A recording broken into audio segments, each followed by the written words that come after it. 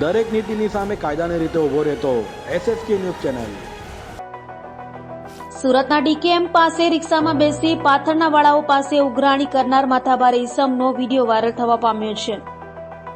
સુરતમાં અસામાજિક તત્વો આમ જનતાને વારંવાર હેરાન પરેશાન કરે છે, ત્યારે સુરતના નવસારી બજાર ડીકેએમ પાસેનો એક વિડીયો સામે આવ્યો છે, જેમાં એક રિક્ષામાં બેસી અલ્તાફ નામનો ઈસમ પાથરના વાળાઓને દમ મારી તેઓ પાસેથી ઉઘરાણી કરતો જોવા મળી રહ્યો છે। હાલ તો આ વિડીયો વાયરલ થયો છે, જેને લઈ पुलिस तपास हाथ धरे तेवी मांग उठी है। 50 रुपए थोड़ी पोसाएंगे हमारे को, देना हो तो दे। नहीं देना, नहीं देगा ना। हाँ। ये बात में तुमको कहेगा ना अपा हाँ।